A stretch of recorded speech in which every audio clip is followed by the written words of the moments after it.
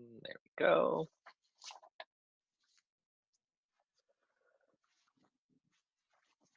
And away we go.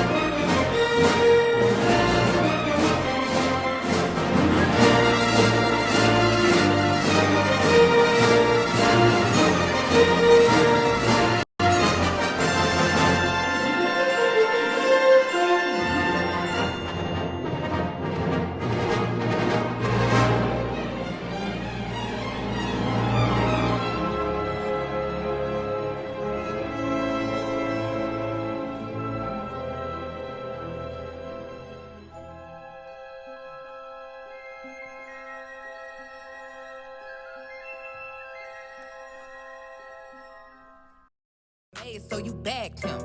I'm a savage. Classy, bougie, ratchet. Sassy, moody, nasty. I miss my students. I miss MIPA. 7 a.m. It's quarantine morning, bedtime.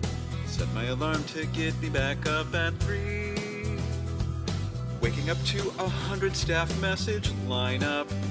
MIPA camp is online. Oh my gosh, it's my dream. So I joined my staff Zoom, or maybe 2 or 3. The yearbook staff is planning our best ever theme. Newspapers read, designing, broadcast has a dream. We're wondering when will this camp begin? Head to MIPAMSU.org to get more details.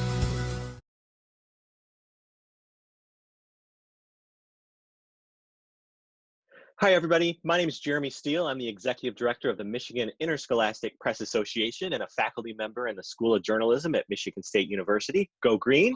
Go White. I'm joined here by the soothing voice of MIPA's broadcast video chair, Jamie Flanagan, advisor at Fraser High School. Hi, Jamie. How's it going? Hey, Jeremy. Great. Thanks for doing this and putting all this together. You put so much work into this. Oh, thanks. Appreciate it. We are here to announce the winners in the video journalism and video talent categories of MIPA's individual category contest. The individual category contest includes 103 categories in various areas of student media. MIPA received 4,319 total entries into this year's contest.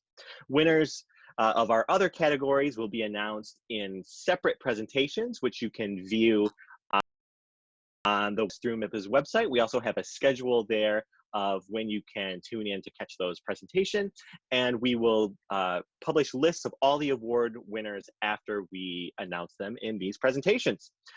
Today, 37 MIPA member student media programs submitted 395 entries into all of our video categories. Programs have been divided into 2 divisions based on enrollment, with schools that have more than 1,570 in Division 1 and schools that have fewer students in Division 2. Entries were judged by MIPA advisors, college faculty, professional journalists, college journalists, and other volunteers on Saturday, February 29th. We'll have information at the end of this presentation on how you can get your award certificates. Advisors can arrange to get those certificates mailed to your school, to the advisor at home, or directly to students. We'll call names of all of the winners, and we're excited to be able to show you the first place winners in all of our categories. Of course, we apologize in advance if we happen to mispronounce any of your names, but let's get started with this show. Jamie's going to introduce this year's Video Journalism and Video Talent Award winners. So many great entries. The judges had the hardest time. Go ahead, pull those up. And they had the hardest time narrowing it down. It's a hard-working afternoon for a lot and faculty and broadcast professionals and the best of the best. So here we go. Let's check them out. And the first up is news anchor, video talent. This is Division I. Honorable mentions for Emily Ferrante, Davidson High School, Natalie Colano, Saline High School, Brendan Chenavier from Saline High School, and Lindsay Hazelton from West Bloomfield High School. Third place is going to Drew at Davidson High School. Second place is Teddy Hirschfeld, Lake Orion High School. And our first place Division I news anchor, Jacob Jar, Lake Orion High School.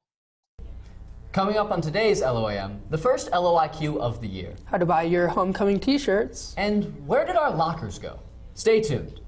Leadership 9 is hosting this year's Freshman Fall Breakfast at 8:30 a.m. on Wednesday in the Commons. This event is for freshmen to come together in the first quarter of high school with breakfast and games. Tickets for the breakfast can be purchased during all lunches in the Commons for $5, and tomorrow is the last day to buy tickets. The Ski and Snowboard Club will be taking advantage of this wonderful winter weather at Pine Knob today from 4 to 6 p.m. in the Pinery Cafe. As always, everyone is welcome, including students and staff. If you like to ski for cheap, plan to hit the slopes at Pine Knob today. The Fish Food Drive has begun. This is another chance for LOHS students to earn service hours just by donating. The Dragon Broadcast Program is now collecting items in preparation for next month's community-wide telethon on February 8th. For the next 2.5 weeks, you can drop off donations in room D351. Every 5 items equals 1 hour, and you may earn up to 5 hours. We'll take non-perishable food, like canned soup and mac and cheese. You can also donate personal hygiene items like deodorant, toothbrushes, and shampoo. Check your student email for more information. Dragon MD invited a registered dietitian in last. Bull has the story. Dragon MD meets in room G706 on Tuesdays after school from 3 to 4. Any interested students are welcome to join. The LOHS's Owls Club, or Organization of Women Leaders, are having their first meeting after school on Wednesday, October 2nd, in room C307. Anyone interested in joining a discussion of opportunities to promote women leaders are welcome. If you have any questions, simply contact Mrs. Orth at stephanie.orth@lok12.org. Mrs. Feeney, Mrs. Wilson received the Best Art Teacher Award against all other art teachers in Michigan last week. With everything she has done, her students tell us more. News anchor, video talent, Division II, second place, going to Angel Delch from the Pankhouse Center. And our first place news anchor in Division II, Alexis Ball.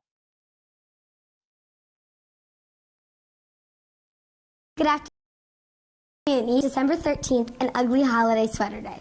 Yeah, there have been a lot of interesting looking sweaters on display today. In this week's Classroom Spotlight, Ryan and Grant check in with Mrs. Washburn's language arts classes. Brady and Emma share highlights from our recent career day. And Connor and Isabel took a look at climate change and how it affects Traverse City. Can I just say, Alexis, that your sweater looks amazing. Oh, thank you. I like yours too. Thank you. So let's get this show started. My name is Alexis Ball. And I'm Bell, and TV starts now. Now let's get caught up on recent sports news. Monday night, our boys' black basketball teams played one of their last games of the season against West. The 7th grade team lost an intense match, 23-27. The team pulled out an early lead, but West caught up at the half. In the second half, the game remained close right to the end, but West prevailed with scoring at the last seconds of the game. Tournaments for the boys begin tomorrow. Good luck, Trojans. With the boys' season, it's time for our girls to take the court. Girls basketball tryouts start Monday, January 6th and continue after school through the 9th. For more information, go to the LEAP section of the TCAPS website as the deadline for registration is Thursday, December 19th.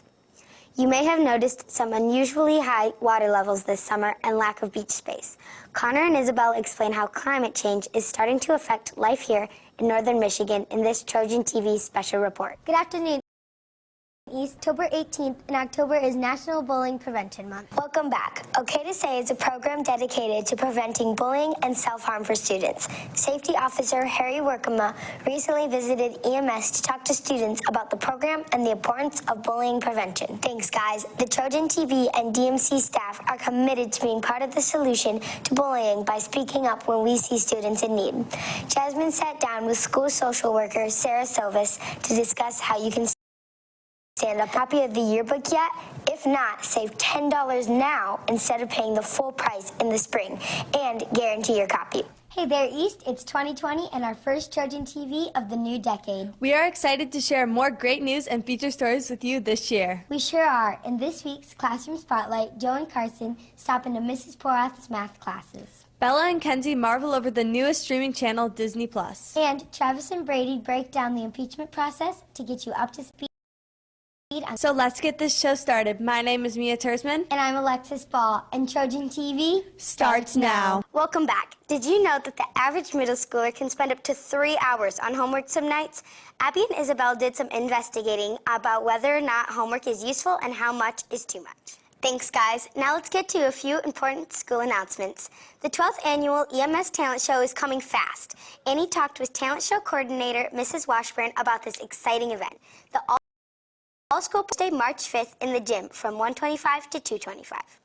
And another exciting event kicks off next week. It's Spirit Week, where Trojans get to show off their pride with daily themes. The library isn't just a place to check out books, and staff are working hard to make it a comfortable space for students.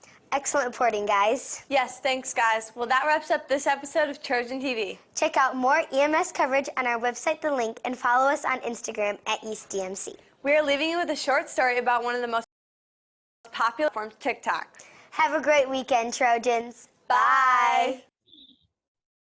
Next up is the field reporter, video talent, Division I. Honorable mention goes to Colin Wagner from Saline High School. Third place, Kaylee Neese from Lake Orion High School. Second place is Jillian Tate from Davidson High School. And our first place winner in the video talent Division I, Rebecca Allen, Davidson High School.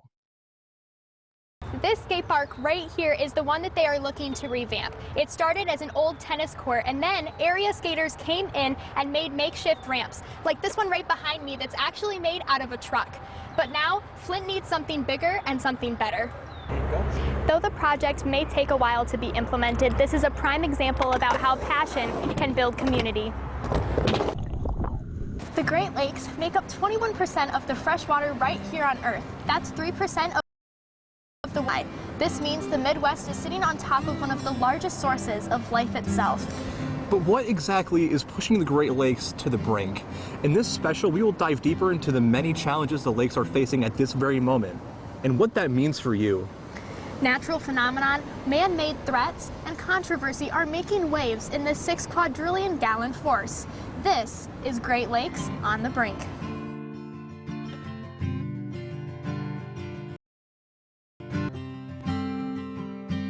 While some threats to the Great Lakes stem from the atmosphere, others have been placed here by humans. What if an essential tool for a booming industry is turning into a catalyst for controversy and for concern? While pollution is a growing concern, a natural living polluter is honing in on the lakes.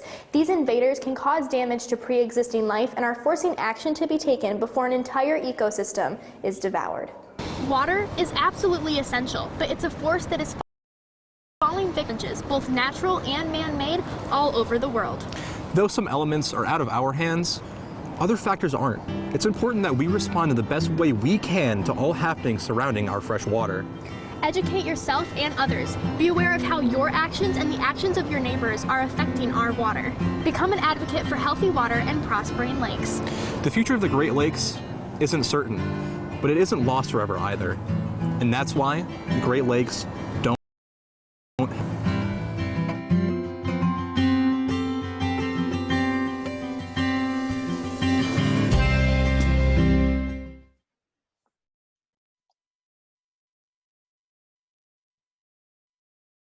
Next up is our video talent Division II field reporter.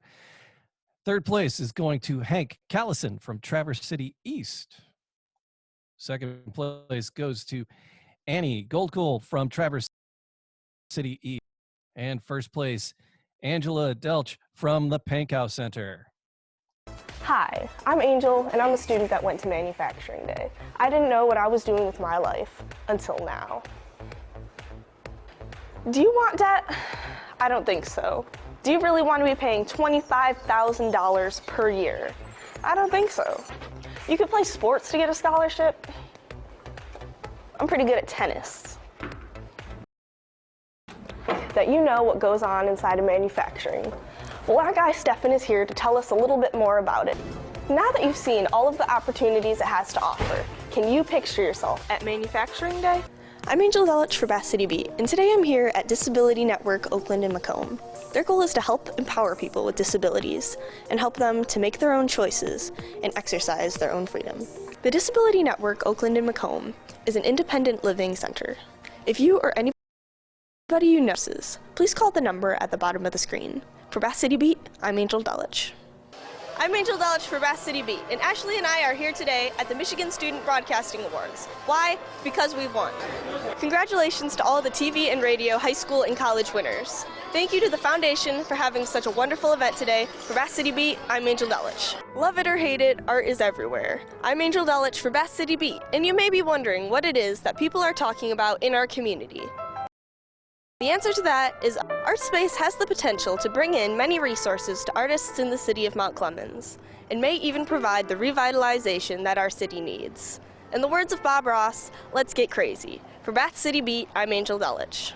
I'm Angel Delich for Bath City Beat, and today we're here at the Cherry Creek Golf Banquet Center celebrating the 2019 Athena Awards. Congratulations to this year's winners and nominees. Maybe there's someone that you think should win the Athena Award. If so, please contact for Bath City Beat, I'm Angel Delich. Next up is Studio Talent Division I. Honorable mentions going to Haley O'Connor from Davidson High School, Maddie Dingman from Davidson High School, Olivia Canella from West Bloomfield High School, and in third place we have John Harrell from Saline. Second place is Kobe Manzo from Lake Orion High School. And for talent, studio talent, Jacob Jar from Lake Orion High School. I'm Jake Jor, and this is LOIQ, our very own trivia show on LOAM featuring contestants from around the school. Today I'm joined by senior Mitchell Howell. How are you doing today, Mitch? The Lake Orion boys swim and dive team traveled to Oxford to participate in the 2020 Boys Wildcat Diving Invitational over the weekend. At the event, the team placed 4th out of 15. Senior Alex Brent finished 2nd in the 11 dive event with a score 400.4. This placing puts Brendan in contention for All-American consideration. Junior Blake Burgess placed 9th, and sophomore William Carl finished 13th in the 6 dive event. The meet included 55 divers and 15 teams from across Wayne, Oakland, and Macomb counties. The Dragon Divers will be back on the road to take on North Farmington High School this Thursday. The freshman boys basketball team picked up their 5th win in their last 6 games over at Oxford yesterday with a final score of 36-27. Stephen Jakubowski led the Dragons with 16 points, 2 assists, and 2 steals. Kevin Tobe and Jamari Wiggins both scored 5 points as well. With the victory, the freshman boys improved their record to 7 wins, 3 losses for the season. They face Clarkston on Tuesday next week. In varsity sports, the girls' varsity basketball team took on Oxford at home last Thursday. Lady Mason was there to catch the action. The freshman girls' basketball team hosted Fenton on Tuesday. At the end of the first quarter, the game was tied 5-5, but luckily, the Dragons pulled ahead and ended the game with a 36-16 win. They led scoring with 8 points for the team, and coach Dan Stakely says Reagan Green had a strong defensive effort as well. The freshman team now has an undefeated record of 10 wins and 0 losses. There will be an open gym event for the baseball team from 12:15 to 1:30 on Sunday, February 2nd. All team members are welcome to attend.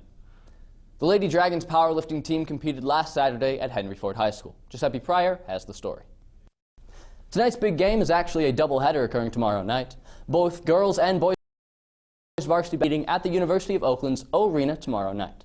The Lady Dragons take on Clarkston at 5:30 p.m. and the boys team take on Oxford at 7 p.m. If you can't be there in person, you can watch our live stream at www.dragonbroadcasting.org. That's for today's LO Sports Report. For WDBC, I'm Jake Jor. If you'd like to be on LOIQ in the future, tweet us at DragonCast with the hashtag LOIQ or email us at dragonbroadcasting@LOK12.org. That's all I've got for you today, Lake Orion. For WDBC,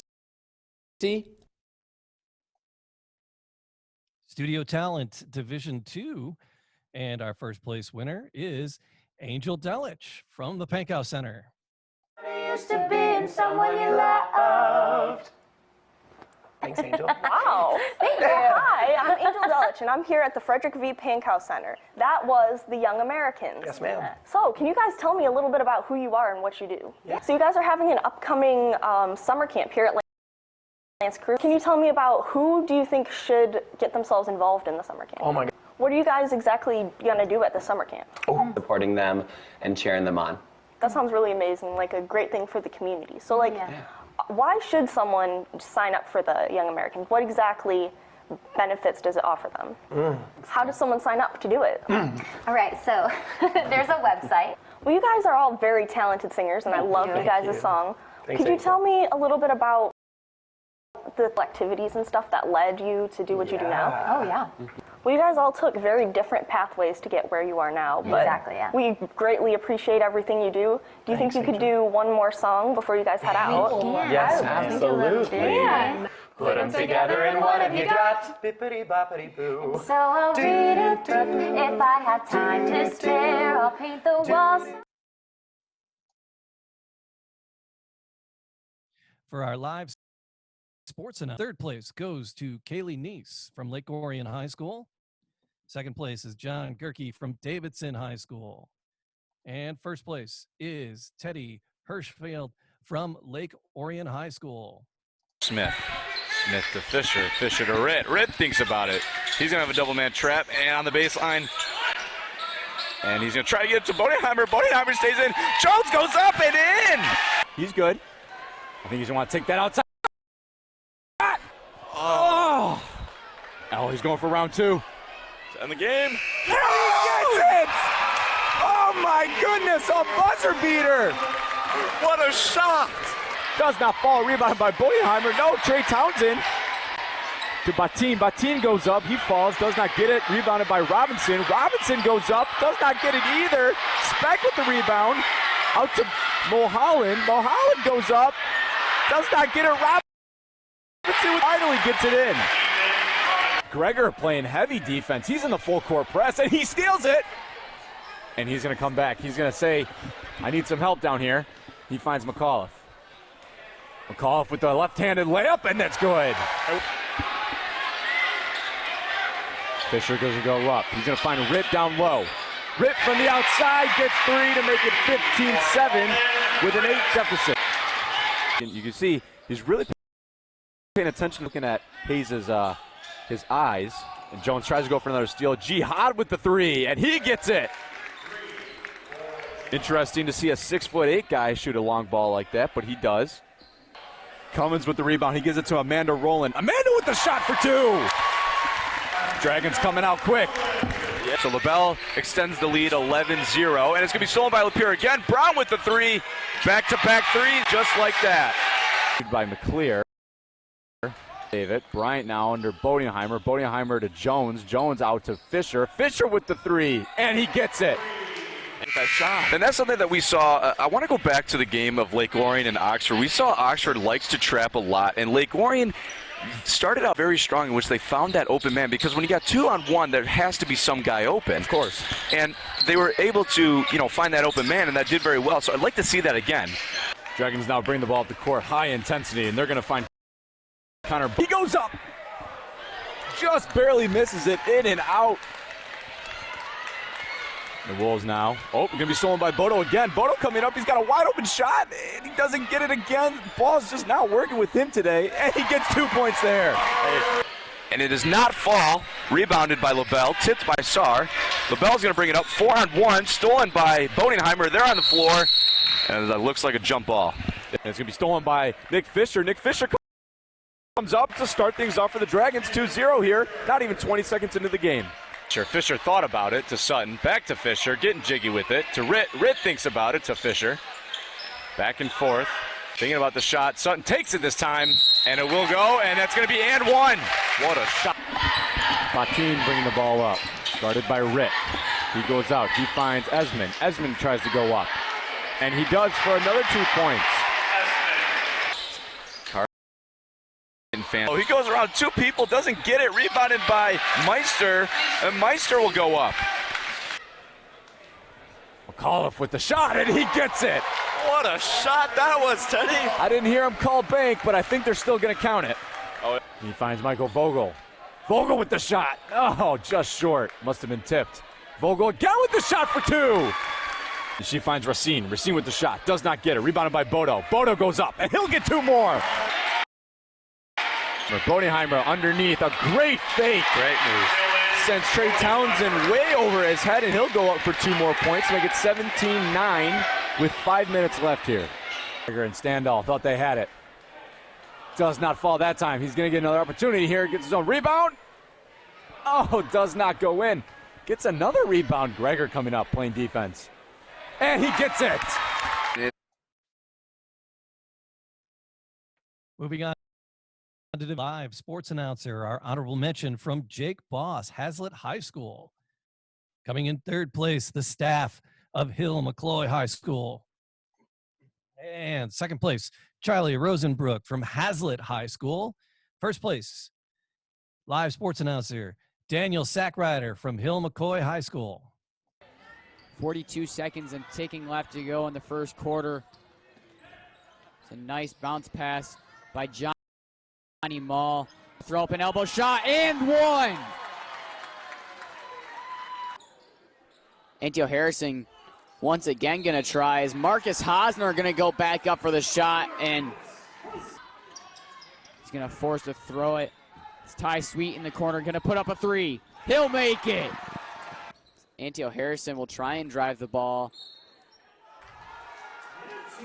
He's going to get fouled. He'll make it, so he'll be shooting one from the line.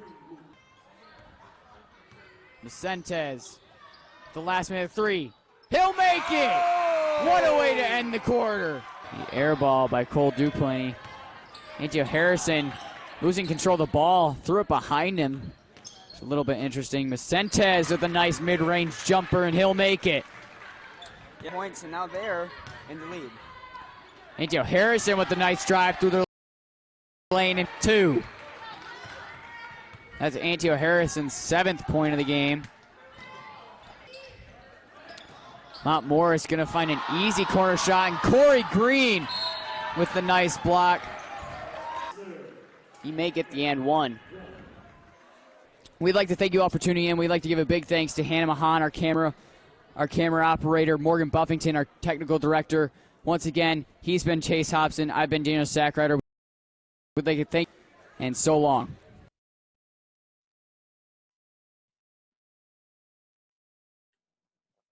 Next up, our video journalism categories.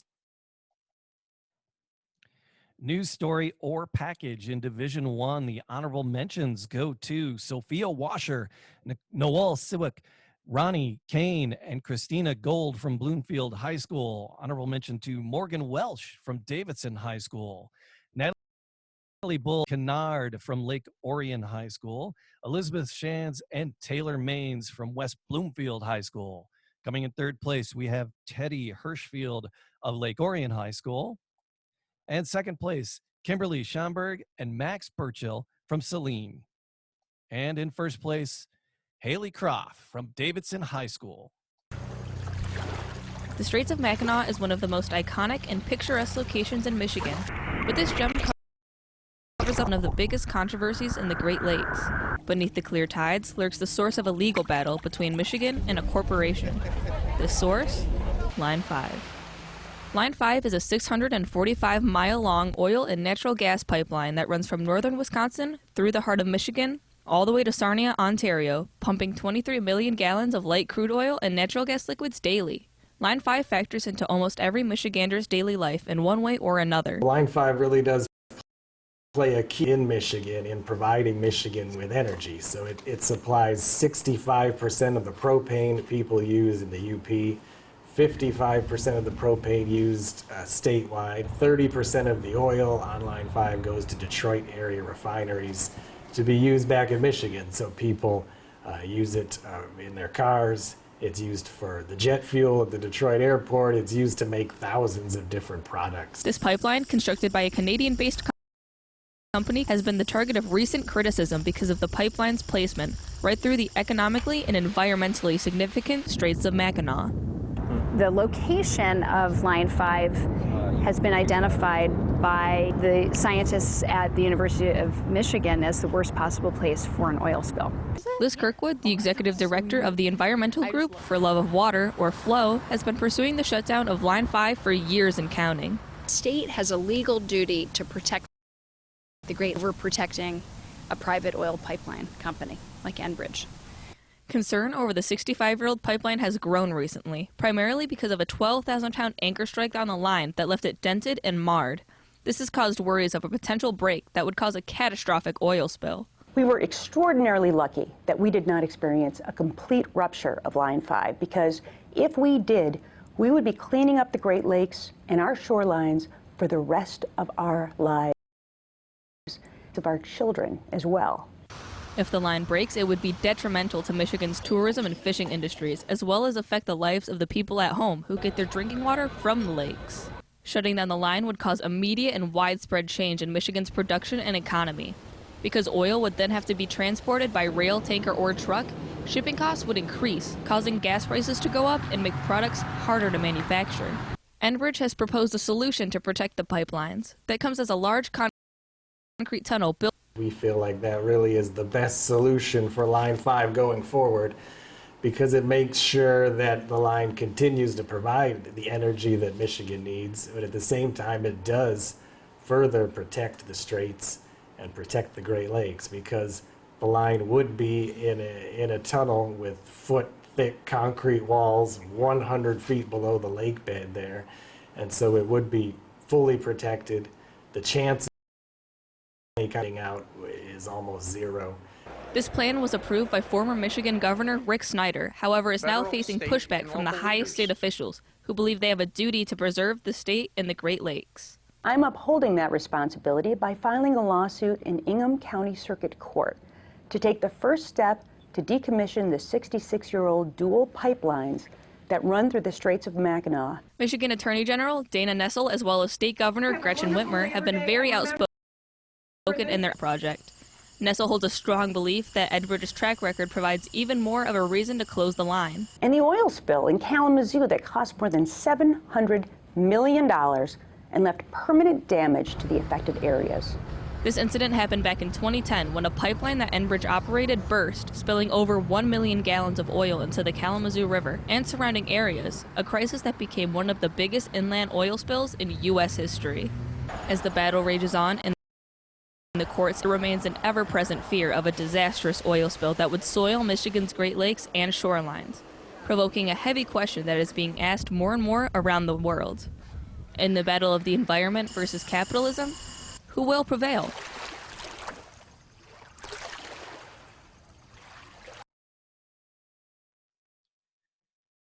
Up next is the news story or package, Division 2. Honorable mentions go to Jessica Adam Sakan from Carlson High School. Carrie Simpson and Kylie reside from Lapeer County Educational Center. Honorable mention Mia Tensia and Nia Mackerel from Novi. And another honorable mention for Emma Adams and Lindsay Levine from Novi Middle School. Third place goes to Brady Fibing and Bella Mass from Traverse City East. Second place, Angel Delich from the Pankow Center. And our first place, Division 2 news story, Brady Solcombe and Emma Newman Bale from Traverse City East. Now, you do jobs all over the place. Like the area that I cover, which I help. Presenters who work in trades filled classrooms in early November to give students information about career options. So we have Career Day to provide students opportunities to explore careers and to gain insight into this. So what we do with careers, Career Day is just one aspect of our career conversations with students. In middle school, Mr. Nowicki and I, our counseling team, we work with students to develop an educational development plan, or EDP, and with that we'll be with 7th and 8th grade students, and that process entails a lot of different career exploration, conversation, and Career Day is one aspect of it. Professional trade careers are jobs that don't require, but people in the state of Michigan skilled in trade can earn up to 45% more than the average state income. Sometimes students just are unaware of how many different jobs and careers are out there. And so just to educate students and help them become more informed with, it's not just about being a doctor, it's not just being a lawyer or a police officer. There's so many different careers out there. And so it's really important for us to just kind of get that out to the public. We've had a recent push to include more career-related opportunities in middle school. So that has meant has required us to do stuff in 7th and 8th grade, as well as having opportunities in high school. Master carpenter Jason Reed says there's a lot of opportunities in trade-related careers. I think it's important to expose young people to opportunities in the skilled trades and in carpentry in particular. So I'm happy to be here to share my path as a carpenter. As my career progressed as a carpenter, I have held almost every position that you can hold, from carpenter's apprentice, foreman, layout, estimator. So it's been a pretty rewarding career with a ladder that's brought me to where I'm at now. So maybe get a business degree, right? Students found the experience helpful in learning about new careers. I think it's important so then more kids can know more information about different careers, or just like learn what they are, and could inspire more ideas for their own careers. I think it's important to careers so then kids can get a perspective on how there's so much out there for them to do later in life. This has been Brady and Emma reporting for Trojan TV. Next up, Division I localized news analysis. An honorable mention going to Lady Mason from Lake Orion High School. Third place, Becca Hamilton, Ryan Hammond, and Delaney Rogers from Lake Orion High School. And second place, Morgan Welsh. And first place goes to Rebecca Allen, Davidson High School. Petoskey, a hotspot for tourists and an undisputed beauty for residents, is just one of many cities located on the Great Lakes. Kendall Kinglesmith translates his love for the Petoskey way of life through his work as the director of the city's Parks and Recreation Department, but lately he's met with a new challenge. It's frustrating, man. I'm telling you. The culprit for this rising frustration levels. Well, I'm not going to lie. You panic a little bit because this is the highest the water's been in 30-some years. And Petoskey is suffering damages lying right in the wake of this unforgiving force of nature that is showing no signs of slowing down. It happened quick.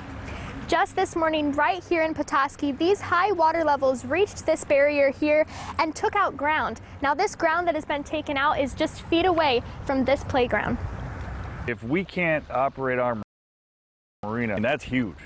The higher these water levels get, the murkier the city's future becomes. The coastal lifestyle is in danger of washing out. It isn't isolated to one spot. Right. And it is a massive undertaking. In fact, all 5 Great Lakes have hit record highs in the past year and are expected to only climb further in the coming seasons. As of the beginning of November, Lake Superior was 16 inches above its long-term monthly average. The waters of Lake Ontario is higher. Lake Erie challenged its norm by 28 inches, and as for the connecting lakes, Huron and Michigan rested at 36 inches above their long-term monthly average. The true cause that gives rise to these water levels is elusive, but certain suspected factors impact many communities. I know Petoskey isn't the only coastal town that's dealing with us. In many coastal communities, high water levels have washed away roads, consumed inland bodies of water, and have flooded valuable properties. New to everybody. So certainly the public is, they're curious and they're concerned. Concerned with the uncertainty of their tourism-based economies as visitors turn away from shrinking beaches and waterlogged piers and boat launches. The compromised areas need to be addressed now. Water levels are a hard phenomenon to predict, and the many problems that they cause have limited solutions.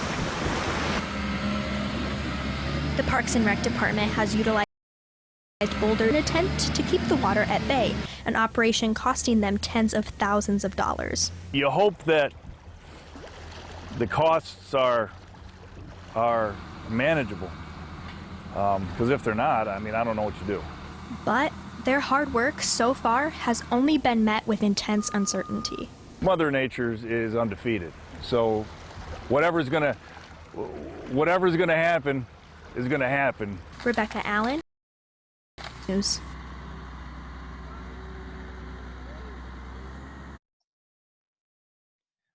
Next up, Division II localized news analysis. An honorable mention for Chloe Wall, Peyton Connor, and Thomas Nibbs of Waterford Kettering High School. Third place goes to Teray Johnson and Skylar Smith of Lapeer County Educational Center. Second place, Abby McDonough and Isabel Seymour from Traverse City East. And first place goes to Zachary Chaussee and Elijah Richardson from Traverse City East Middle School. Left to figure out the three characters that you're willing to. Have you noticed that when your teacher's out, counselors and principals have been substituting? This is due to a severe guest teacher shortage that has been taking place here at East Middle School and around the state. In the event that there is a teacher who is out and there isn't coverage in their building, pick up the assignment that day, the principal may get pulled to fill the assignment, and it may be for a class period or a couple of hours, which then pulls them from their regular duties.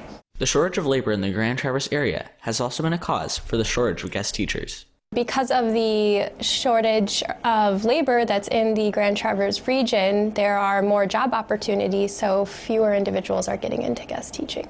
This school year, I do a little bit more difficult time having guest teachers. As counselors, we want to be able to check in with students, see how they're doing, and provide that level of support for social emotional concerns. But we also have meetings with teachers and our principals, and we're doing work behind the scenes to kind of prepare the school for this year and also start planning for next year. So anytime I'm maybe pulled into a classroom setting, that means I might just not have time to do that other work. Guest teachers working for the district have been at a significant decline for the last 5 years, with a substitute decrease each year. This is due to the overall trend of a decrease in people entering the education market, resulting in a decrease of substitutes and teachers nationwide. Well, there's been a shortage for many, many years. I'd say over 20 years that there's been a shortage. However, TCAPS is really experiencing or feeling the shortage within the last 3 to 5 years. I just think thank you so much to the students for being flexible and working with the school. To have a change, and so the best you can do by being respectful and demonstrating that Trojan pride by being safe, respectful, and responsible and treating our guest teachers with just the best respect goes a long way and keeps them coming back, and we really appreciate great teachers in our buildings each and every day working with our kids. This has been Zachary and Elijah reporting for Trojan TV. Up next, Division I informative feature for Roni Kane from Bloomfield High School, Kimberly Schamberger from Saline, Adair Jost and Ellie Mahalik from Saline High School. And we also have Corey Fine and Aaron Wolf from West Bloomfield High School. Coming in third place, Isaac Melton from Davidson High School. Second place, Becca Hamilton, Derek Duggan from Lake Orion High School. And first place, Haley Neese, Lake Orion High School. What is the census? The what? The what? I don't know what a census is. I don't know. So what is census? The last time the census happened was about 10 years ago. How are we supposed to know, let alone care? However, Township Assistant Supervisors Jenny Batten and Sam Timko say it is very important. Upon dictionary definition, the United States Census Bureau is a principal agency for the U.S. and responsible for producing data about the American people and economy. All that basically means is that they're trying to get an accurate count of who lives where. The decennial census happens every 10 years, and it's required in the Constitution and the only time that every person in the United States is counted. So it's this big survey, big whoop, right? The census is important because it determines how many seats we get in the House of Representatives. It helps with redistricting, and also determines how over $675 billion And it also, it provides the demographics for the community. It tells us what our community is and helps at a local level determine how we're going to provide services. $675 billion, yes, billion. But why are Americans so afraid to answer a survey that just gives their community money based on the number of people living there? Many of them are worried that the government is selling their information, or worse, going to get them into trouble. The talk about adding a citizenship question has made many community members even more worried. So they wanted the citizenship question added to the census, while the Census Bureau and other advocacy groups were very against it because they were afraid that people would be worried to take the census for fear of repercussions. Even though the answers are all confidential, they were still worried about that, and that's a real concern. So not having it on there, we are more likely to get an accurate count. Personally, knowing how we use the data that comes in from the census, I can't see why a citizenship question would be important. All info and no one can get in trouble. In addition, the census will be easier than ever to fill out this year. So this is the first year that the census will be available online. So that is a very important thing, and hopefully it makes it easier. We definitely want everybody to take it as soon as they get it, because if not, they're going to try 4 more times to contact you to take the census after that initial postcard that you're going to get in early March. If you just take the census right away, no one will bug you and your community will receive money to make it a better place. So there's quite a few ways that teens can get involved. Probably be just to talk to your families, just encourage them to take it and the benefits of taking it. We have other events that are going to be coming up, so we're going to have like a day likely at the library where we're going to host like a Take a Census Day. We're going to host some community block parties, and we're going to need lots of help to run those as well. If you are interested in volunteering with the Census Bureau, please contact Ms. Batten or Ms. Timko. Their information will be on our Twitter. And for WDBC, I'm Callie Neese. Next up, Informative Feature Division 2 honorable mentions going to Alexa Downey and Samantha Cavera. Honorable mention for Clive Reside, Aubrey King from Lapeer County Educational Center, Emma Adams, Lindsay Levine from Novi Middle School, and Noah Scudder from Troy Athens High School. Third place goes to Zachary Chaussee and Spencer Stallman, Traverse City East Middle School. Second place for Elliot Corbin, Angel Delich, Alice Plummer, and Adrian Harblum from the Pankow Center. And first place is for Audrey Parks and Grace Harwood of Troy Athens.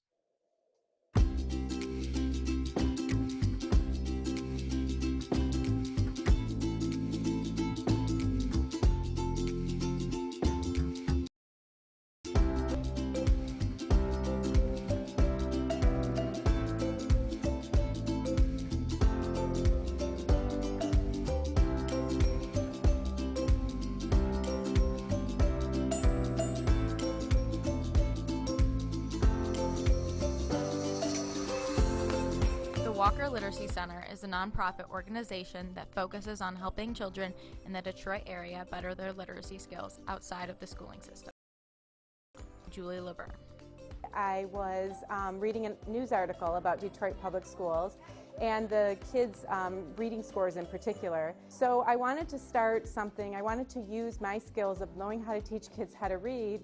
So I wanted to start a center where kids could come after school and get free support to help them learn their literacy skills. During the school year, we realized we had to have some time for them to do homework, or they were feeling stressed about that. So when they first come, we have snacks at home. We do a circle time where we're really working on the social emotional skills that you need to believe in yourself as a learner. We work on identifying our feelings and naming those feelings. We work on what do you do when you're in upset. So I taught the kids to pause, breathe, and believe. We're trying to get kids to go beyond just I feel happy or I feel calm, but really stretching that and building those vocabulary words. Community support is not limited to the literacy program. The center is also committed to hiring tutors who live in the Detroit. My favorite thing about the program is just being around the kids. They're all super smart, and I feel like although we're teaching them, they're also teaching us because kids are our future. So we need to just keep the learning going. The thing that really stuck out to me about working with the kids is just how smart they are and how willing they are to learn. They're taking the time out of their busy play days to come here and actually learn. So it just shows me how influential they can be. Originally, the program was designed to help children in lower elementary elementary grade expanded when students in upper elementary and middle school began showing a need and interest in the program. It makes it a little bit challenging on how to group them and how to meet their needs, but we do the best we can. And this summer when we had our program, we had 20 kids here, and they made an average of 2 reading levels growth over the summer. So usually kids decline in their reading ability. They go down 1 to 2 levels, and our kids grew 2 levels on average. So we have been working through each line of that pledge and what it means for them and how it sets you up to be a positive person and a good learner. I am wonderfully made and created for a purpose. I will challenge myself. I will learn from my mistakes. Today I will be my best self and let my life shine. When people around me succeed, I celebrate with them. I am inspired by them. I can always improve, so I will keep trying. Donate today on their Facebook page or by sending a message to the email on the screen. Your donation will go towards buying new books and educational supplies, along with helping this wonderful organization to keep growing. Just a small donation can help fund these children's educations and make a difference in their lives.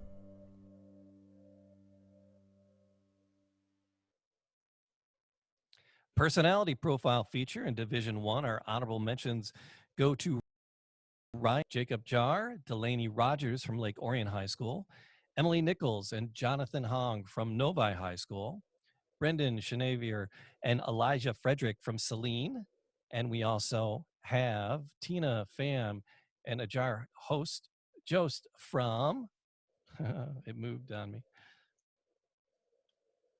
Saline High School, and third place, Jillian Tate from Davidson High School, second place, Lake Orion High School. And our first place goes to Bailey Kinnaman from Davidson High School. Hey, it's my last day of chemo. I'm ready to leave. It's been a long road. You've done a great job. Yeah. Connor Basinski's battle began in September. While at a summer camp in Ohio, he noticed something wrong with his testicle. It was a tumor. It was so bad, doctors removed it to find the cause. As if it wasn't enough, the worst case scenario happened. Doctors said it was cancer. Shock. I was in shock for about 12 days. He'd never been sick. He was 17 years old, but that's the other thing. Testicular cancer is most prevalent in males who are between 15 and 33. Connor took the news well, but there were some times of doubt. The night before first chemo session, not quite a meltdown, but just a mental image of like the cancer patients you see on TV with them, you know, no hair, they're super skinny, they're frail. So the thought of you know, losing my life to something that was just completely really shook me for that night.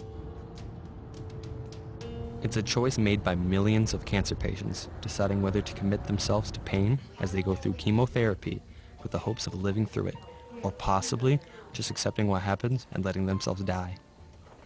You have to kind of work it out in your mind. I think if you work it out in your mind adequately, you will realize that actually the chemotherapy is your friend.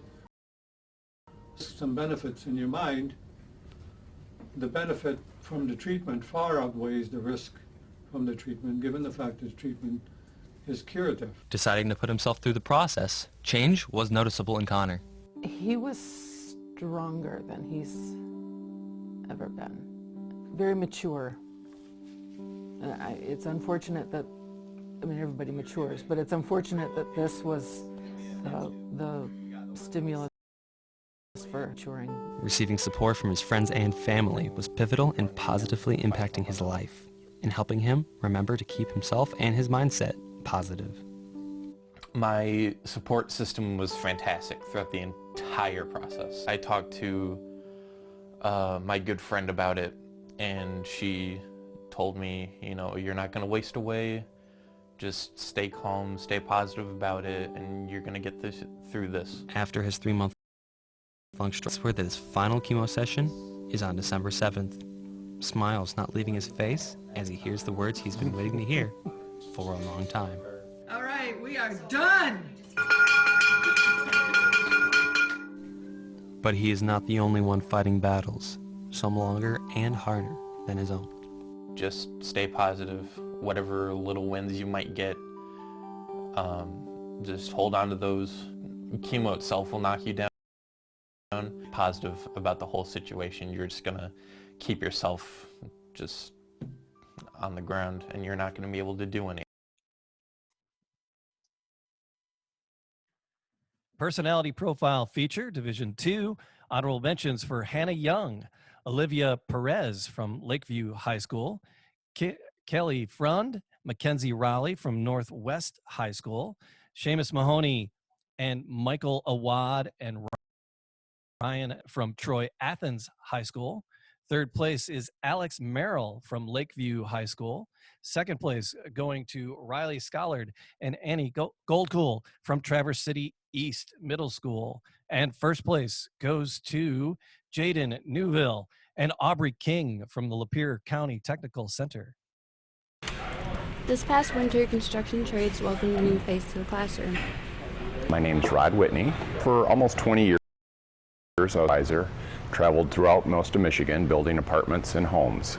I also had my own individual company. I wanted to be a parapro here because of the opportunity it gives me to work with construction and young people. Although he is new to EdTech, he is familiar with the Lapeer area. I went to Lapeer High School. It was Lapeer East back then.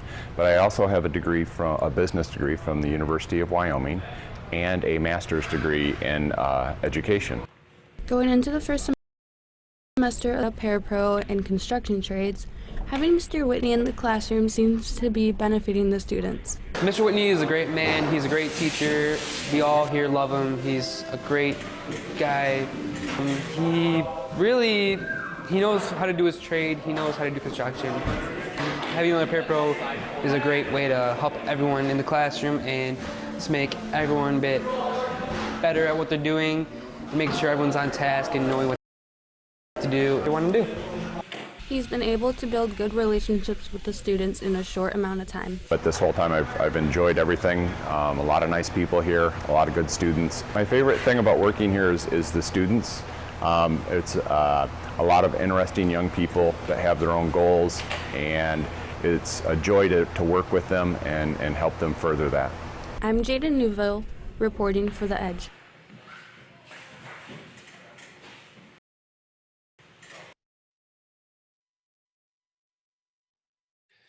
Next up is the Human Interest Feature, Division 1. Our honorable mention goes to Simon Abahasria from Bloomfield High School, Rebecca Allen from Davidson High School, Ellie Mahalik and Kimberly Schemberg from Saline, and Elizabeth Shands and Taylor Maines from West Bloomfield High School. Third place goes to Adair Host Harrell from Saline High School. Second place, Noel Murphy, Keely Johnson, and Will Mayo from Saline High School. And our first place is for Mason Palmentier, Davidson High School. You might not know, but most radio stations you listen to are owned by much larger companies, but this local Flint station is a bit different. 103.9 The Fox has been bringing classic rock to our ears for decades. We have Mason Palmentier in the studio for more. Mason? Dumping those tunes while competing against the big corporations in the Flint market, all still while making a positive impact in their community. 103.9 The Fox, Flint's classic rock authority. In a world of syndicated radio shows, media superpowers, and the rise of streaming, 103.9 The Fox is a throwback. Unlike most stations, they're live and local. Everything we do is made here, right here on our Miller Road studios in Flint. And it's not just live and local talent. A lot of these guys have been doing this for years. I mean, figured it out one day. Like, it's over 300 years of experience on our full-time air staff. Media consolidation has already made its presence known in Flint, with Cumulus Media owning 9 stations and Town Square Media sporting another 5, and that's not necessarily good for them. Everything we do in radio, preferably, everything we do is hopefully local. Everything we do in news, everything we do in newspapers is local. So how can you run that out of Atlanta, Georgia? How can you run that out of Las Vegas? How can you run that out of New York City? You can't. Just the air stats to the producers, who have all at some point been impacted negatively by media consolidation. Everybody in this building pretty much is a victim of what happened in corporate radio, and we all ended up here together. That's kind of a cool fraternity. Making local appearances, hosting contests, and supporting local businesses has helped keep the Fox successful over the years, and it's something larger corporations aren't as good at. We can offer our customers and the people who listen to our station something that no other radio station who's being broadcast out of Atlanta or again, New York. We can connect with people. The people who are in our studio today are literally talking to people on the streets of Flint. We bring local clients in. We offer things to people locally that, you know, when the people who you're working with don't care about the local customers, everything else fails. Because of the veteran presence combined with the interactive relationship with listeners, the Fox has been able to stay within Flint's top 3 radio stations. I mean, to be a top 3 radio station in such competition and such heritage is pretty sweet, and it's because we can program to Flint. From the music to the motto, 103.9 The Fox is a blast from the past, and they're here to stay. And as a result of the fans' choice, there's a furry friend joining them. Sly the Fox. The Fox is accepting donations for one of their many fundraisers right now to support troops overseas this Christmas. For more information, look out for an article on our website, dtvnews.org.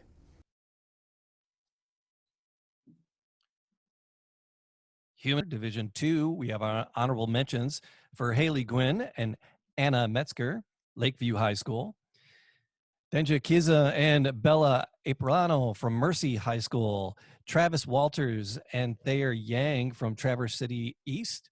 Honorable mention for Samantha Zettel and Elizabeth Suni from Troy Athens High School. Third place goes to Angel Delich and Alice Plummer from the Pankhouse Center.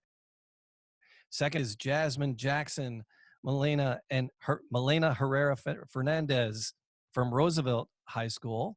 And first place goes to Emily Dubois from Northwest High School.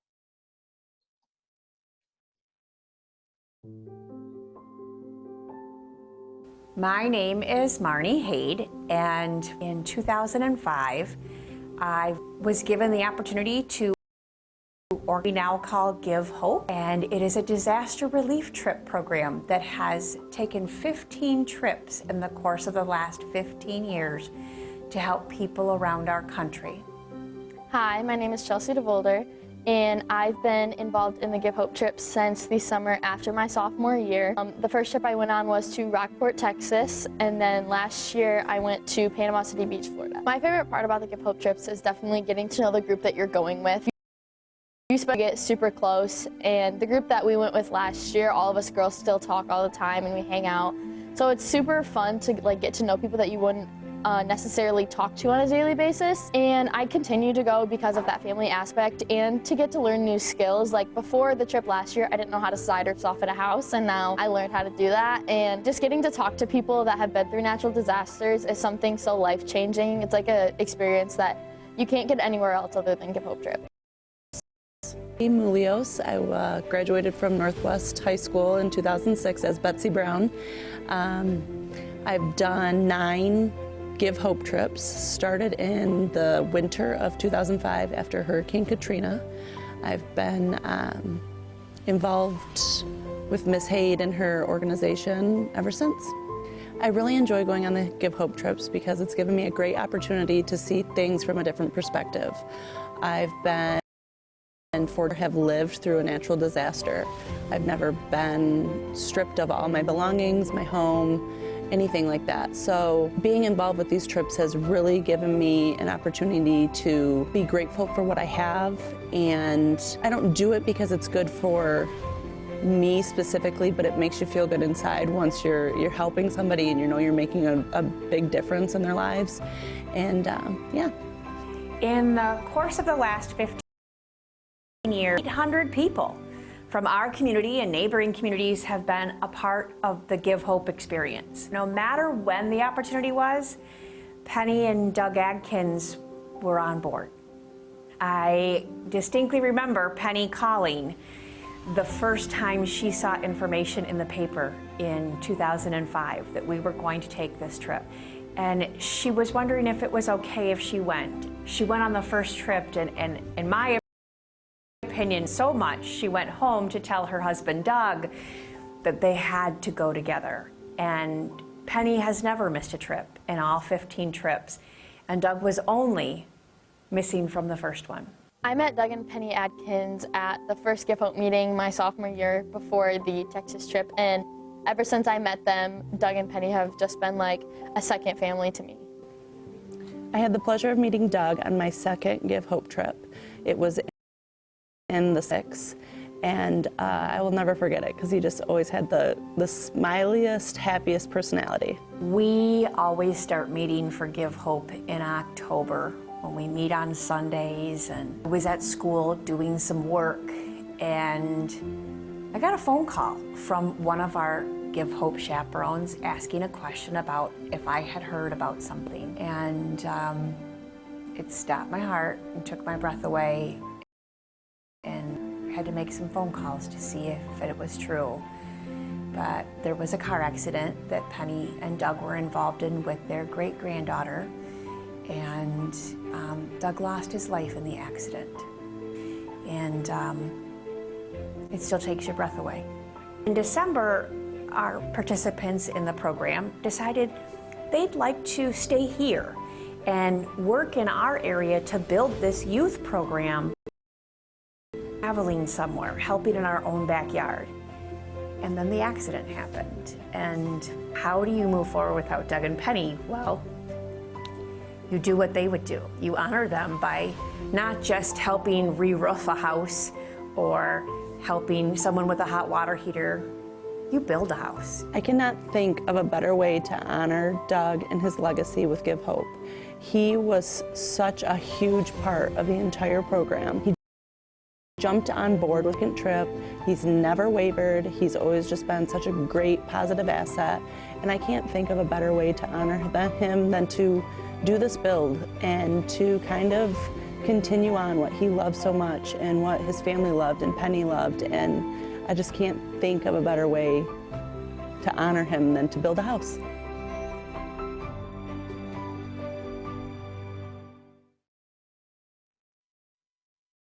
Next up is or package Division 1. Honorable mentions go to Kate Lawrence from Davidson High School.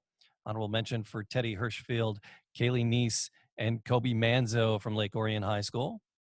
Third place, Kobe Manzo, Lake Orion High School. Second place, Natalie Colano and Eldon Baker from Saline High School. And first place goes to Frank Parkinson, Saline High School.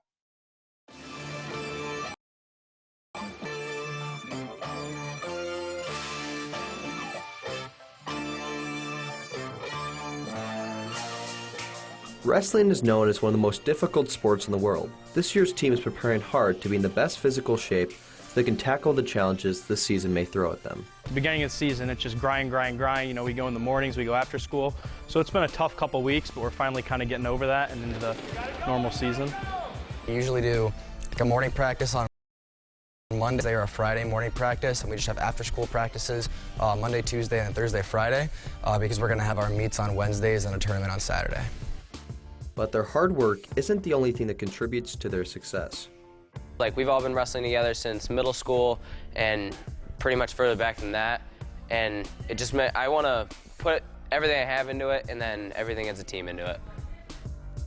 I've been doing this sport for a really long time, and I kind of see all the work that I've put in, and I mean, since I was like 6 years old, so that just kind of motivates me to kind of let all my work culminate in something great at the end of my career, whether it be placing at states or just doing something great for the team. So that's kind of what keeps me motivated.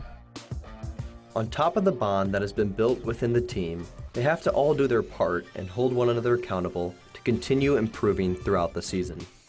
We compete in the room every day. So I just think as long as we continue to compete, they continue to understand that, you know, they're going to have to do their best, adapted, and really kind of rise to the standard that we set. I see them continuing to improve. It's clear that this year's team has big dreams for their season. We wish the varsity wrestling team good luck in trying to accomplish those dreams. Reporting for Hornet Nation, I'm Frank Parkinson.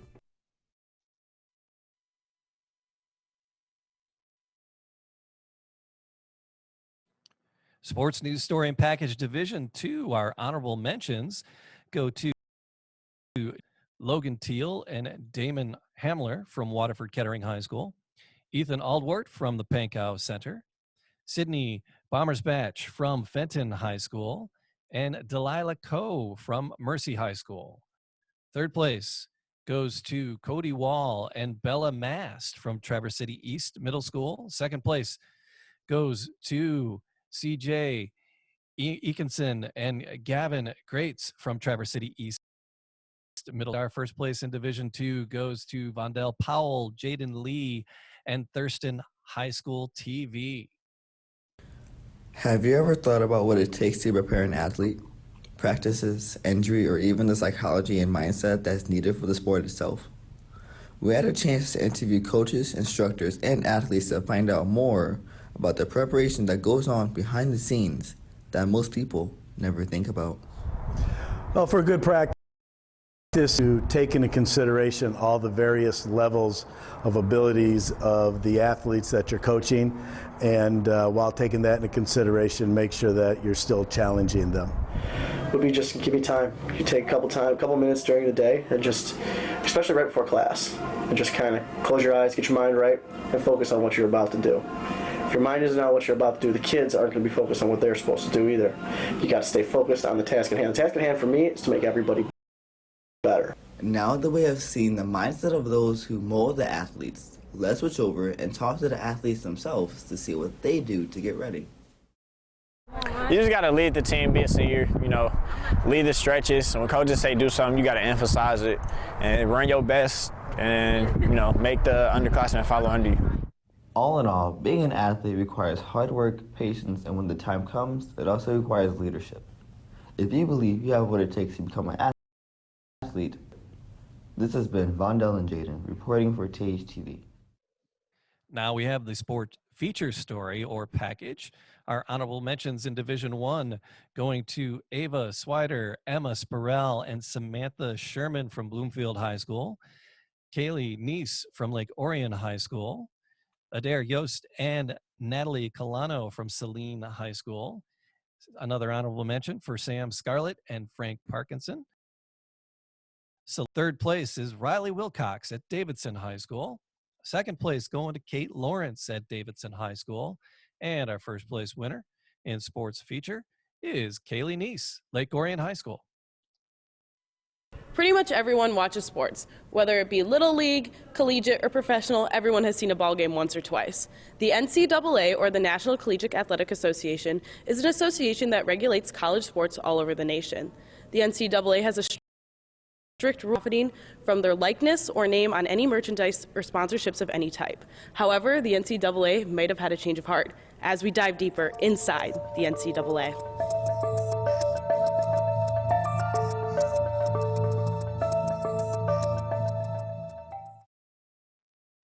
Recently, California has passed a law scheduled to go into effect in 2023.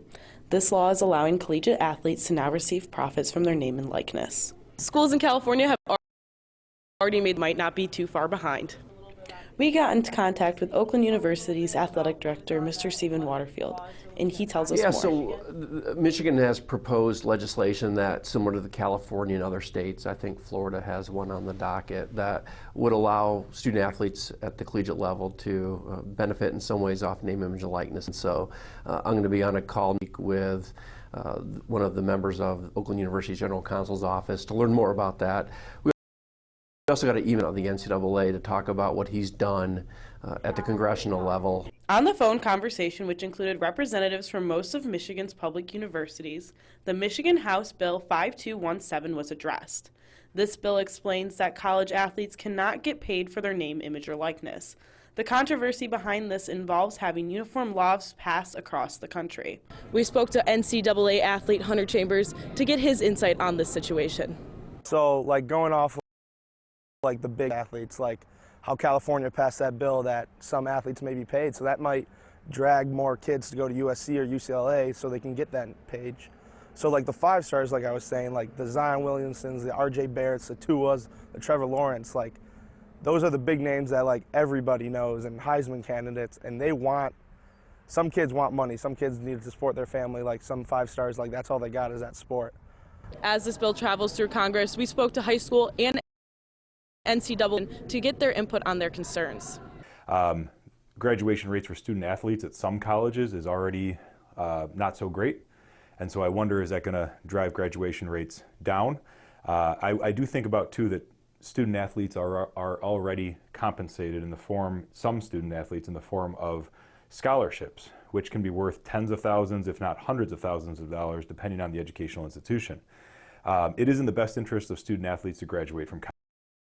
We've all heard stories about people that go pro before they graduate or drop out of school, and then they're left without a degree and without the salary of a professional athlete. What I don't want to see happen is if the name, image, likeness rules lead to recruiting advantages or is used as part of the recruiting process so that certain schools are able to use the new rules to encourage folks to come for reasons other than the athletic academic, then you'll start to have an even more uneven playing field. If everything goes as planned, this law will go into effect in 2023. But will this law ruin the fun for athletes by making it more competitive? I don't think college athletes should be paid. With our scholarships and the gear and just playing the sport, I think a lot of athletes just want to play the sport and do it in college and enjoy playing for the 4 or 5 years that they do. I would say there's perks of, like, let's say like 5 stars that go play at Alabama or play at Duke basketball. There's like a shot that they should be paid, but just like regular day-to-day athletes, I think their scholarship, a lot of kids are just happy with their scholarship, and I think that's all they really need. Maybe athletes should get paid, maybe they shouldn't. We spoke to some high school athletes and journalists to find out more information. Yes, because college sports raise a lot of money, and those athletes are pretty much the main ad for those sports, so I feel like they should get a percentage of the pay. I lean toward yes, because my feeling is that if you're going to profit off of someone's name, image, and likeness, then the person whose name, image, and likeness is going to be used should get a cut of that profit. All else said, this is going to be a long process for Congress to figure out, but we'll update you with information as it becomes available. As for now, for WDVC, I'm Callie Neese.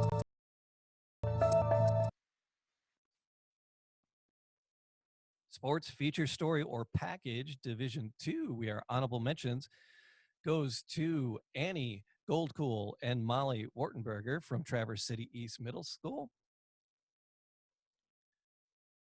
Belvana Coloma from Lakeview High School is in 3rd place. Our 2nd place winner is Jared Clark from Lakeview High School. And the 1st place goes to Olivia Lemke from Traverse City East Middle School. A lot of people picked up right where they left off last year, which is amazing to like come into your season that way. Girls' hurdles are different than every other event in track and field because they involve more than just running. There's running, jumping, flying, and sometimes even falling. This is Hannah Abner's 3rd year doing hurdles, and she is thriving. Abner runs the 55-meter hurdles in track and field this year. She can while jumping over hurdles in less than 10 seconds. I think starting out they can be a little tricky, and like especially like I was always really scared of like hitting them or falling, but then once you really like get into it, hurdles have become like such a big part of like my spring. Just everybody that does it, everybody like, because you understand like what everybody's doing, and just like when you're in the race, everything just kind of shuts off except for the hurdles. If you go at the hurdle being hit it, or you're gonna fall, or you're gonna embarrass yourself, then you either are going to do that or you just slow way down. Madison Garrett is in 7th grade and flying through the 200-meter hurdles race in track and field this year. Her fastest time is under 40 seconds. I really enjoy them, and now that I know how to do these hurdles, it's not really that hard anymore. The teammates on your hurdle team are amazing. They're so encouraging because as of know how difficult it is and how hard it is, it's really fun. Coach Abner is the head hurdles coach this year and offers a lot to the team. I started running in elementary school. In general, I've been coaching probably about 10 years. I've coached some different things for the kids, volleyball, soccer, track. So forward momentum is always the key to save time and energy. It's really awesome when kids get it and you see the light bulb go on, or you see them, watch my form, and then they do something really exciting and they're successful. And it doesn't have to be super fast or you got first place. It's each person improving and working on their own ability, and it's really fun to watch them grow throughout the season. This has been Olivia and Alexis reporting for Trojan TV. Up next is environmental health or science. In the video journalism division 1, honorable mention goes to Hannah Mahalik from Lake Orion High School. Third place, Lord Emily Penrose, Delaney Rogers from Lake Orion High School. Second place, Rebecca Allen from Davidson High School. And in first place, Emily Ferrante of Davidson High School. No one's here. No one's on the water. Summers on Lake Erie are meant for fun with family on a boat or swimming, but now, when you touch the water, We're definitely going to wash our hands when we get inside. things have since changed. This is Kelly Jacobs, a homeowner on Lake Erie and the mom of a 4-year-old son who is partly the reason. So we can't have little ones, you can't go swimming in it.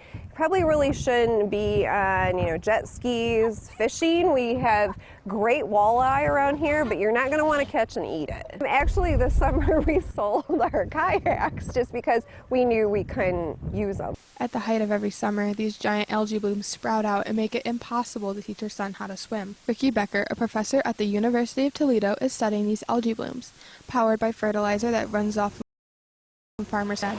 The algae bloom this year in Lake Erie grew to over 700 square miles, making it one of the worst blooms yet. It's green for starting, and then you also see there's a little bit of scum forming on the top, and that is the blue-green algae we're talking about. So we're talking about blue-green algae. So potentially the algae that would be producing a toxin, and so that would be a warning sign that if you're here, you would not want to swim, you would not want to be in this water without knowing for sure what it is. And so that scum forming at the top is the algae coming up to the top. Primary source of the nutrients of phosphorus and nitrogen are from runoff from farm fields, and so that's entering into the lake, and we put fertilizer on the farm fields to make the plants grow.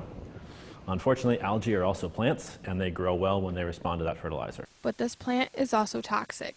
As it sits in blooms, toxins are getting dumped into the lake, which makes it dangerous to use the water. We've had different years with different magnitudes, and so worst is kind of hard to define, because worst can be largest, most toxic. And that is exactly what happened in 2014. Toledo had a major water crisis from this algae bloom. 500,000 water taps had been shut off for weeks after the findings of toxins at the city's water plant. Civilians have been told not to drink, brush their teeth, cook, or give their pets this water. This crisis has brought into the light the dangers of algae blooms for the people. If there are microcysts in the water and your dog drinks that water, it'll be fatal. And so more and more cry, the public demands is for let's solve this problem. But to solve this problem is more than some are willing to do. $3 million have been put into the water treatment plant, but tens of millions of dollars have been lost in the economy. And the people can't do it alone. They need the help of the government, farmers, and scientists to bring the end of these horrible blooms. As for the Jacobs family, they have moved away from the lake, but this isn't over for the many more who still live there. It's a great place to live. We just need a solution to the algae blooms. Emily Ferrante, DTV News. Up next is environmental health or science, Division 2. Third place goes to Connor Tabasca and Isabel Seymour from Traverse City East Middle School. Tony Rojas and Jermaine Jackson from Traverse City East Middle School in second place. And first place goes to Abby Bright, Gace Bright, and Grace Yu, Athens High School. I'm concerned that the government system of supporting research is inefficient and often incentivizes the wrong things, which leads to bad science and wasted taxpayer dollars. We haven't funded all the work that needs to be done, and on an optimistic note, there's a lot going on now. Funding for the basic and applied research portion of the R&D portfolio would actually fall by 2.1% to $55.5 billion. Government fails to make these investments, opportunities are missed. Promising avenues go unexplored. In an ever-developing world, scientific successes have given people everywhere the opportunity to live longer, happier lives. Though over time the government has slowly decreased funding for said scientific research and potential discoveries. These cuts could be detrimental to the possibilities of future science. Therefore, this arising issue must be a central top not only during presidential campaigning, but among all of society. For it is with government funding that scientific advances may be achieved. One of today's unique examples of this is the reintroduction of the Michigan Arctic grayling, a project that has nearly 45 partners working together to achieve a shared goal of bringing back the grayling to Michigan waters. Grayling, of course, were always intriguing because they were the native fish, native salmonid to this. They had gone extinct. Arctic grayling to me is just an easy thing for everyone to love because it's such a beautiful fish. They have this huge dorsal fin that has really beautiful colorations. It's highly variable. They're silvery, but they're iridescent, almost have a purple cast to them. They're just different, and the fact that they were native to this region is really the thing that makes them special. When people went stream fishing in the northern lower peninsula, it was grayling. That's what they were after, and that's what they would catch. They were the cold water species, the salmonid in the northern lower peninsula. Arctic grayling are native to Michigan and only one other state in the lower 48. And they were extirpated, which means they're no longer here, but as a species, they're not gone from the earth. There really was no big indicator other than the catch was dwindling. Numbers were going down significantly. Certainly there were changes in habitat that people probably noticed as well, but the big thing that they noticed was the grayling just weren't there anymore. Once the grayling started to decline because of this kind of habitat destruction from the logging and pushing logs down the river and then this overfishing side, we introduced non-native fish. Brown trout are actually from Scotland and Germany, and they came here in the late 1800s. So if you think about coevolution, brook trout and grayling, so it does make sense that they would be able to coexist well together in the streams, where brown trout weren't introduced until the late 1800s. They're a touchstone to our conservation past, our ecological past. And if we have to make room for grayling and not have so many brown trout and rainbow trout, I feel like that's a great trade-off and a necessary trade-off. There's no that's going to be one organization that will be able to do this by themselves. So just within environmental and natural resource groups, we talk all the time. And so I think this got a little buzz on it and people got excited. We did not go into this thinking we needed a lot of different people. We went into this believing and thinking that it's important to reestablish Arctic grayling in Michigan, and the interests just swelled from there. Of 40, 45 partners now, and its intent is to try and bring back this iconic species, the Arctic grayling, to Michigan. It's a different process than what happened before when grayling were just willy-nilly scattered, stocked all over the place without regard to water quality. This research is happening in an effort that may not have happened if it was state funded. So things like, again, biological communities and habitat assessments and river chemistry profiles that we might have not gotten.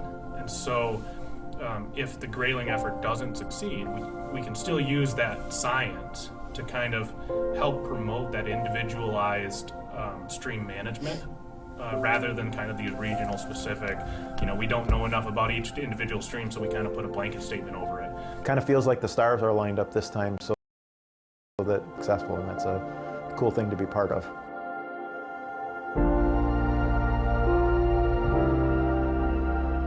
We talk about the federal commitment, the importance of research. For the past half century, the United States' investment in basic research has been the engine that drives our economy. Ultimately, it is vital that individuals understand the significance of this issue and that it may unintentionally place limits on the future.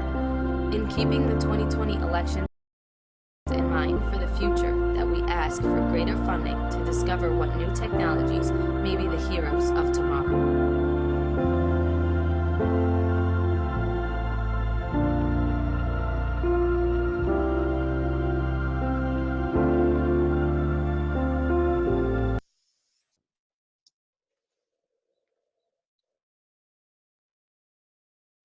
Up next is diversity coverage for Division 1.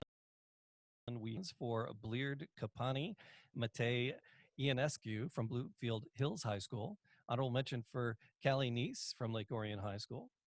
Third place is Nick Mahacek and Mason Frost and George Corneo from Bloomfield High School.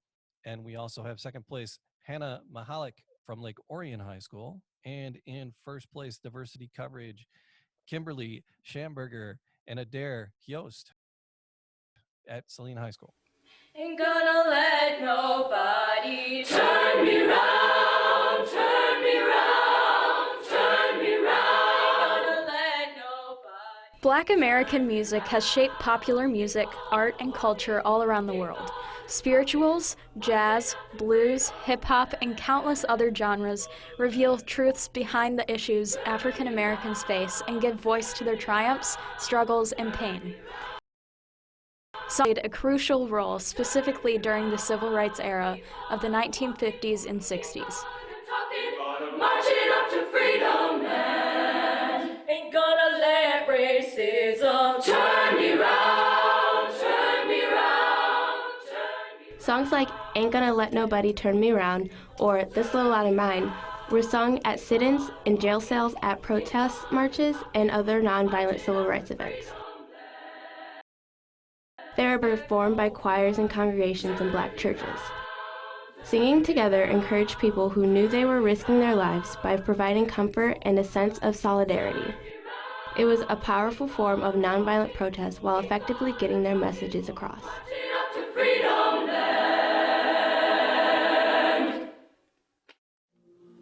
We shall overcome. SHS choirs have learned some of these songs for this year. One of the most famous freedom songs, We Shall Overcome, has been used all around the world for a variety of causes because of its universal message of hope. Although previously published by Minister Charles Albert Tindley, I'll Overcome Someday, the name was changed to We in hopes of greater unity moving forward for all races, an issue which brings about controversy.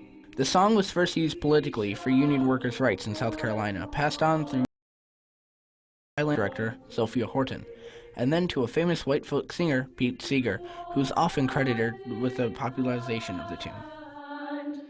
We'll walk hand in hand. We'll walk hand. Our ranger asks us, what systemic issues need to be addressed for us to truly overcome? How can we work together as a community to make this happen?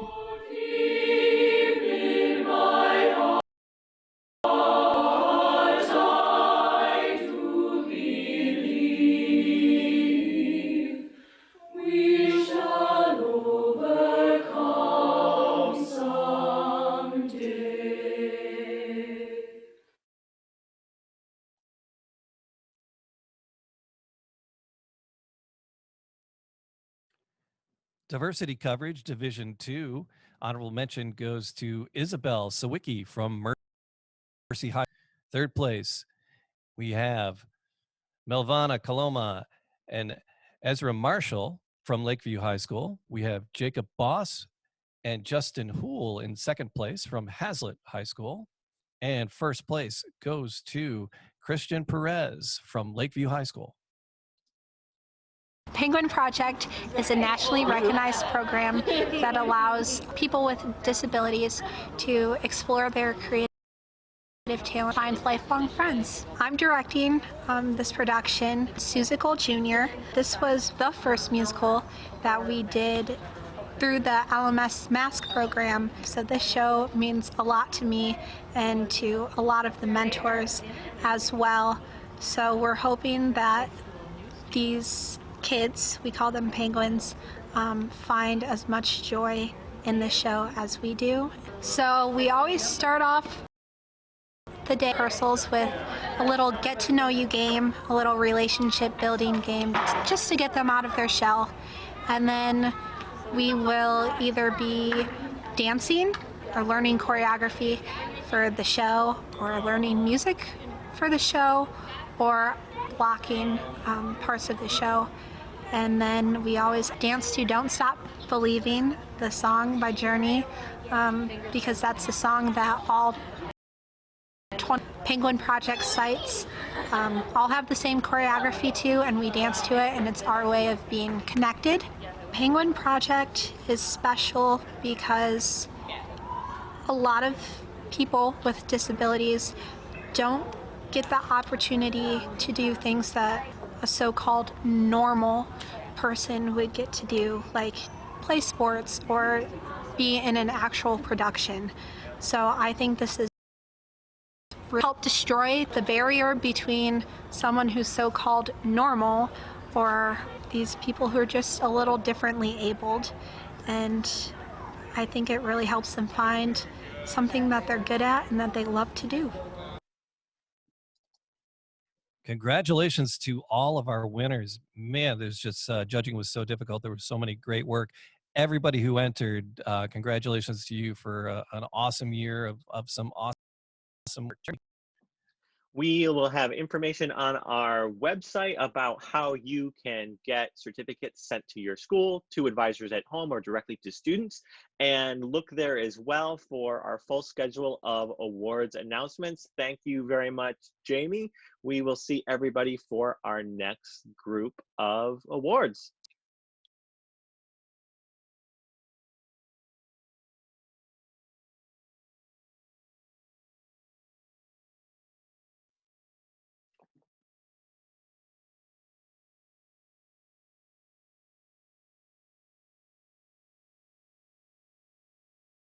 Whoosh, whoosh, whoosh,